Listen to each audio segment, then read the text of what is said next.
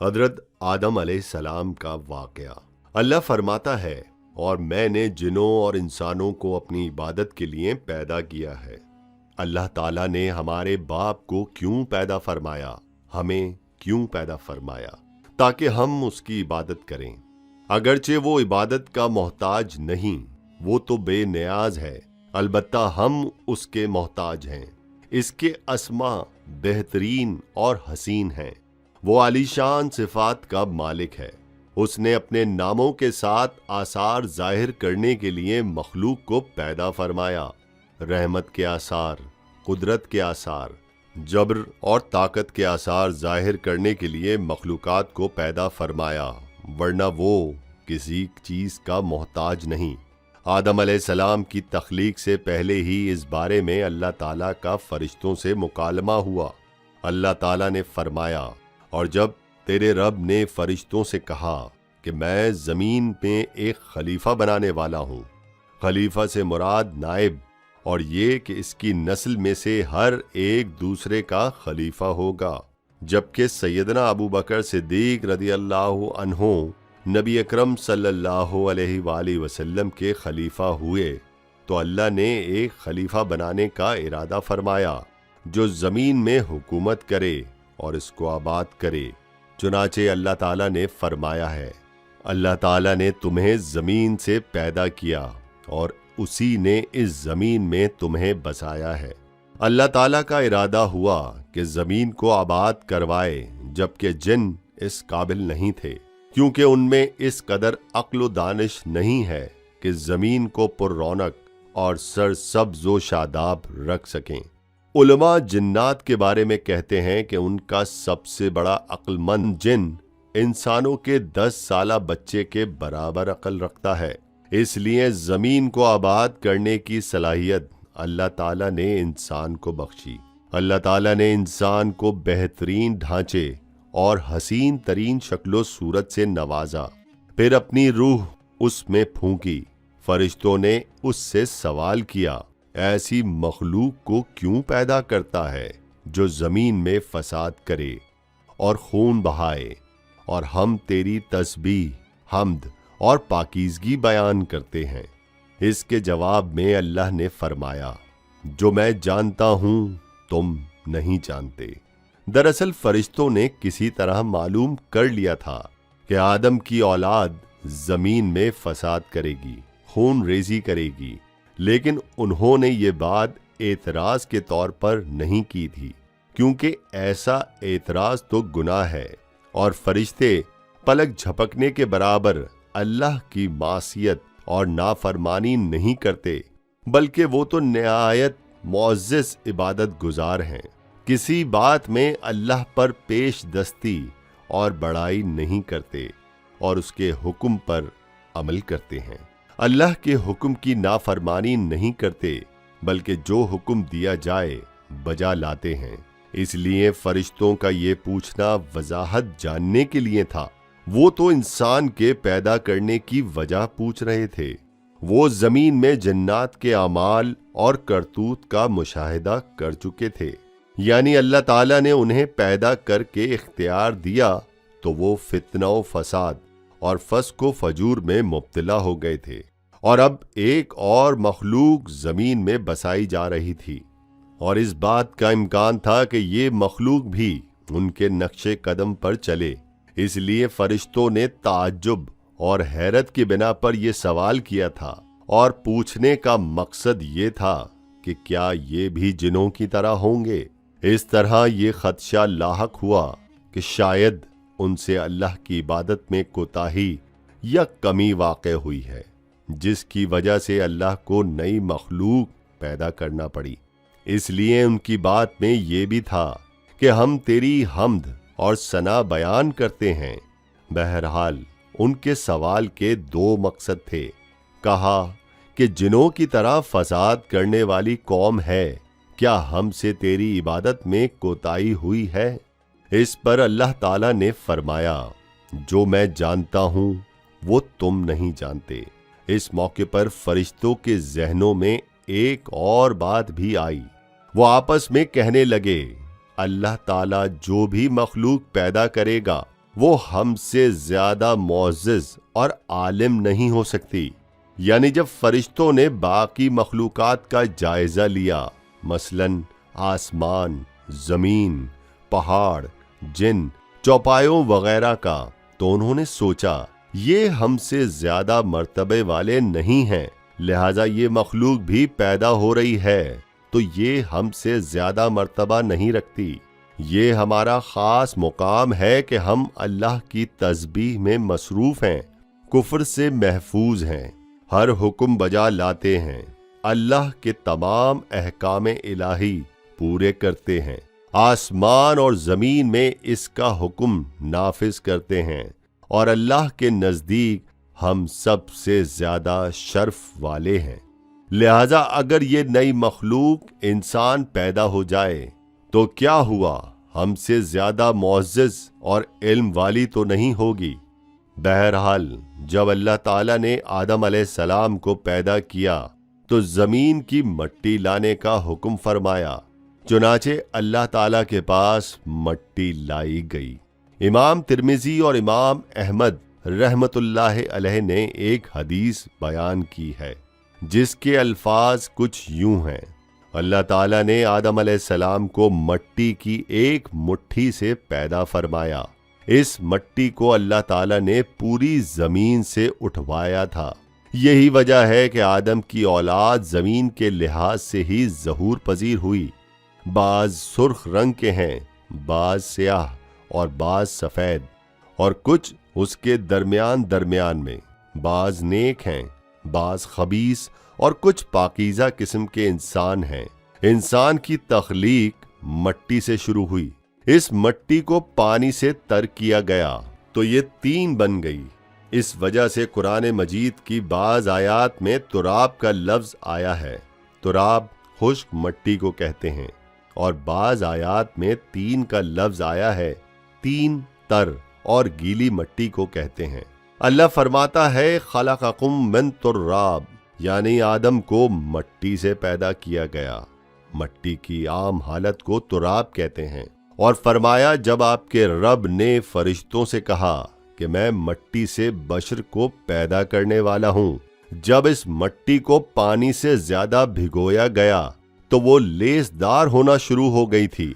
इसीलिए अल्लाह ताला ने फरमाया, हमने इंसान को लेसदार और चिपकने वाली मट्टी से पैदा किया।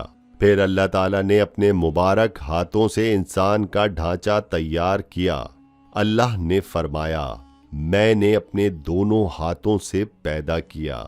अल्लाह ताला ने इंसान की खलकत फरिश्तों के सुपुर्द न की थी, बल्कि बजाते खुद उसे तख्लीक के मराहिल से गुजारा और अपने हाथों से इससे इसकी तस्वीर कशी की। अल्लाह ने इंसान को पहले एक मूर्ति की सूरत में डाला, इसके बाद एक मुकर्ररा मुद्दत तक छोड़े रखा, यहां तक कि गीली मट्टी खुश्क हो गई और इसका रंग स्याह हो गया, बदबू आने लगी। फिर वो खनखनाती मट्टी में बदल गई और आखिरकार आग पर पकी हुई मट्टी यानी फखार या ठेकरे की सूरत इख्तियार कर गई, जिससे मटके वगैरह तैयार किए जाते हैं। स्याह मिट्टी को हुमाओ और बदबूदार को मसनून कहते हैं, और खनखना कर बोलने वाली मट्टी को सलसाल कहते हैं। फिटकिरी की तरह मट्टी को अल फखार कहते हैं। मुख्तलिफ आयात में ये अल्फाज वारिद हुए हैं। यकीनन हमने इंसान को खनखनाती खुश्क मट्टी से पैदा किया, जो कि बदबूदार और सियाह कारे से खुश्क हुई थी। और फरमाया, अल्लाह ने इंसान को खनखनाती मट्टी से पैदा किया, जो कि ठेकरी की तरह थी। इन तमाम आयात करीमा में कोई तनाखुज, तारुज और इख्तिलाफ नहीं।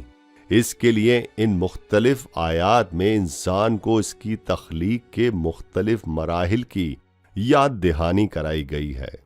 खुलासा कलाम ये हुआ कि तख्लीकी अमल का ये पहला मरहला तुराब था, यानी आम हालत वाली खुश्क मट्टी, फिर तीन यानी भिगोई हुई मट्टी, फिर लेसदार मड़ी यानी सलसाल, फिर ठेकरी की तरह वाली मट्टी यानी अल फखार, और ये काम जुमे की आखिरी घड़ी में किया गया, और ये दिन अल्लाह के लिहाज से शुमार होने वाले दिनों में से हमारे दिनों की तरह ना था। हमारे और अल्लाह के दिन मुख्तलिफ हैं। तख्लीक आदम दरअसल अल्लाह का करिश्मा है। इंसानों को एक सूरत की गई। इस मरहले का जिक्र बुखारी और मसनद की एक रिवायत में है। अल्लाह ने आदम को पैदा किया और उनका कद 60 हाथ या 60 मीटर लंबा था। तमाम जन्नती लोग इस कदे आदम के साथ जन्नत में दाखिल होंगे, और उस वक्त से लेकर आज तक मखलूक का कद कम होता चला आ रहा है। बाद वाले लोग गुज़िश्ता ज़माने के लोगों से हमेशा छोटे कद के होते चले आ रहे हैं। बहरहाल सबसे पहले और सबसे लंबे इंसान आदम अलैहिस्सलाम थे। इमाम अहमद ने मुनफरिद तौर पर एक रिवायत बयान की है। इसमें रसूल अकरम सल्लल्लाहु अलैहि वसल्लम ने आदम अलैहिस्सलाम की लंबाई में 60 हाथ यानी 60 मीटर और चौड़ाई 60 हाथ बयान फरमाई। सैयदना आदम किस कदर ज़ख़ीम और अजीम मखलूक थे। सही मुस्लिम और मसनद अहमद की रिवायत में है, अल्लाह ने आदम को पैदा किया तो ऐ अपनी मशा के मुताबिक कुछ अरसे ढांचे की सूरत में छोड़े रखा। इब्लीस इसके इर्द गिर्द चक्कर लगाने लगा। उसने देखा कि वो पेट वाला है। वो समझ गया ये मखलूक अपने आप पर कंट्रोल नहीं कर सकेगी। इस हदीस से मालूम होता है कि इंसानों की तरह जिन्नात का पेट नहीं है। सिर्फ इंसान ऐसा है जिसका अंदर वाला हिस्सा खोखला है। बहरहाल अल्लाह ने इंसान को इस शक्लो सूरत में पैदा फरमाया। अहादीस में आदम अलैहिस्सलाम और इब्लीस मलून का किस्सा तफसील से भी मौजूद है और मुख्तसर भी। मसलन तफसीर तिबरी में सैयदना अब्दुल्ला बिन अब्बास रदियल्लाहु अन्हो से रिवायत है, अल्लाह ताला ने आदम अलैहिस्सलाम की मट्टी का हुक्म दिया। मट्टी लाई गई। अल्लाह ताला ने आदम अलैहिस्सलाम को लेज़दार और बदबूदार स्याह मट्टी से पैदा फरमाया, और ये काम अल्लाह ने अपने मुबारक हाथों से किया। आदम 40 साल तक एक मुजस्मे की सूरत में पड़े रहे। जिस्म मौजूद था लेकिन रूह नहीं थी। इब्लीस आता और इस ढांचे को ऐसी ठोकर लगाता तो जिस्म से ऐसी आवाज निकलती जैसे खाली मटके पर हाथ मारने से निकलती है। इसीलिए अल्लाह ने फरमाया है कि वो खनखनाती मट्टी से पैदा किए गए। आदम अलैहिस्सलाम में रूह डालने से पहले एक मर्तबा फरिश्तों का उनके पास से गुजर हुआ तो वो कुछ घबरा से गए। इब्लीस को तो बहुत ज्यादा घबराहट का सामना करना पड़ा। वो गुजरते हुए ठोकर मारता और कहता, तुझे किसी खास मकसद के लिए पैदा किया गया है। ये कहकर वो आदम के मुंह में दाखिल हो जाता और कमर के रास्ते बाहर आ जाता और फरिश्तों से मुखातिब होकर कहता, इससे घबराने की कोई जरूरत नहीं। अगर मुझे इस पर मुसल्लत कर दिया गया तो मैं यकीनन इसे हलाकत में डाल दूंगा, और अगर इसे मुझ पर मुसल्लत कर दिया गया तो बिलाशुबा इसकी नाफरमानी करूंगा। अंदाजा कीजिए कि वो ताज्जुब कर रहा है कि उन्हें क्यों पैदा किया गया है। इसकी आदम अलैहिस्सलाम से दुश्मनी किस कदर पुरानी है। गोया इब्तिदा ही से ये अदावत पर डट गया था। बहरहाल अल्लाह ने आदम में रूह फूंकी। इस मजमून को कुरान मजीद में जा बजा जिक्र किया गया है। अल्लाह फरमाता है, जब मैं इसको ठीक ठाक कर लूं और इसमें अपनी रूह फूंक दूं तो तुम सब उसके सामने सजदे में गिर पड़ना। और इस जगह फरमाया, अल्लाह ताला के नजदीक ईसा अलैहिस्सलाम की मिसाल हू बहू आदम अलैहिस्सलाम की मिसाल है। अल्लाह ने उन्हें मट्टी से बनाकर कहा, हो जा, वो हो गए। अल्लाह ने आदम अलैहिस्सलाम को मट्टी से पैदा किया, अपने हाथों से बनाया, फिर इसमें रूह फूंकी। इसका मुफस्सिल बयान अहादीस में मौजूद है। जब बदन में रूह फूंकी गई और इब्तिदा में रूह जैसे ही सर के अंदर दाखिल हुई, आदम अलैहिस्सलाम को छींक आ गई। फरिश्तों ने आदम अलैहिस्सलाम से कहा, अल्हम्दुलिल्लाह कहिए। उन्होंने कह दिया। अल्लाह की इस तारीफ के जवाब में अल्लाह ताला ने फरमाया, तुझ पर तेरा रब रहम फरमाए। सुभान अल्लाह। अल्लाह जल्ल जलालहू ने आदम अलैहिस्सलाम में रूह मुकम्मल होने से पहले ही उन्हें अपनी रहमत से सरफराज फरमा दिया। बहरहाल जब रूह उनकी आंखों में दाखिल हुई तो उन्होंने जन्नत के फलों को देखा तो उनमें गौर फिक्र करने लगे। जब रूह पेट में दाखिल हुई तो खाने की तलब महसूस हुई। अभी रूह टांगों तक पहुंची नहीं और खाने की ख्वाहिश पहले ही महसूस होने लगी। इस जल्दबाजी और उजलत की वजह से अल्लाह ताला ने फरमाया है, इंसान जल्दबाज मखलूक है। जब आदम अलैहिस्सलाम को पैदा कर दिया गया तो अल्लाह ताला ने उनकी पुश्त पर हाथ फेरा। हाथ फेरते ही उनकी पुश्त से कयामत तक पैदा होने वाले इंसान बाहर उठ आए। आदम की तमाम औलाद उनके सामने जाहिर हो गई और ये बात निहायत वजाहत और सराहत के साथ कुरान मजीद और अहादीस मुबारका में मौजूद है। मुसअब बिन यसार रहमतुल्लाह ताला अलैह बयान करते हैं कि सैयदना उमर बिन खत्ताब रजी अल्लाह ताला अन्हो से किसी ने इस आयत करीमा के बारे में पूछा और जब आपके रब ने औलाद आदम की पुश्त से उनकी औलाद को निकाला और उससे उन्हीं के बारे में इकरार लिया, क्या मैं तुम्हारा रब नहीं? सब ने जवाब दिया, हाँ क्यों नहीं, हम सब गवाह बनते हैं ताकि तुम लोग कयामत के रोज यूं ना कहो हम तो इससे महज बेखबर थे, या यूं कहो कि पहले पहले शिर्क तो हमारे बड़ों ने किया और हम उनके बाद उनकी नस्ल में हुए, लिहाजा क्या तू इन गलत राह वालों के फ़ैल पर हमें हलाकत में डालेगा?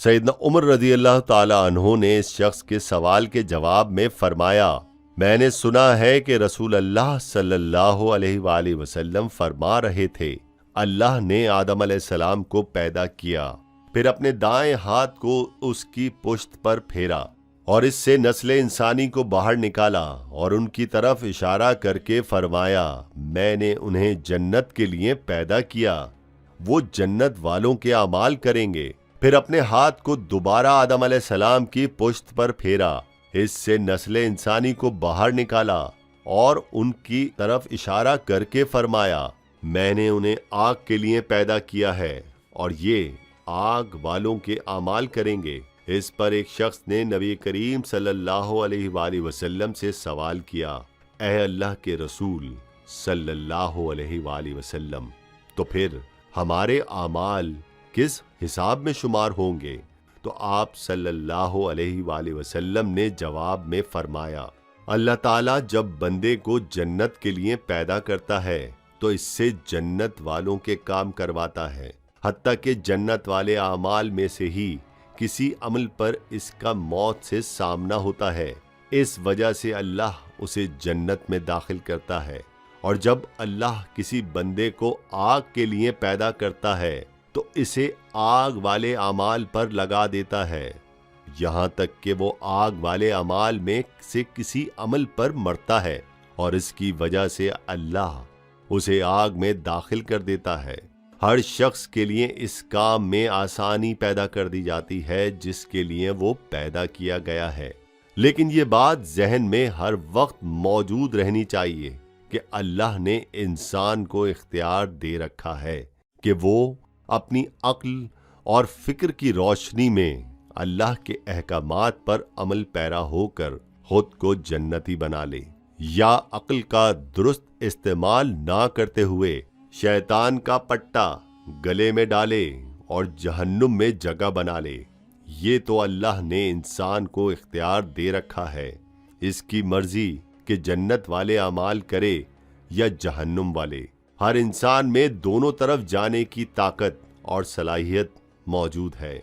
अल्लाह ने इंसान को मजबूर नहीं बनाया है, अलबत्ता हर इंसान को जो भी रवैया इख्तियार करना था अल्लाह को उसका इल्म था और इसका इल्म बरहक है, इसमें कोई गलती नहीं हो सकती।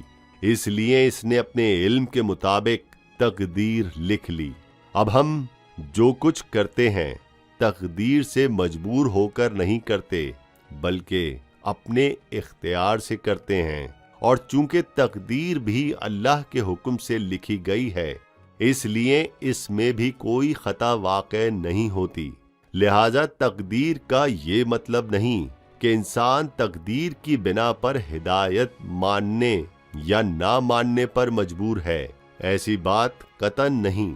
और दुरुस्त बात यह है कि तकदीर का मसला बहुत ज्यादा पेचीदा है और मुश्किल तरीन मसाइल में से है। यहाँ इसकी तफसीर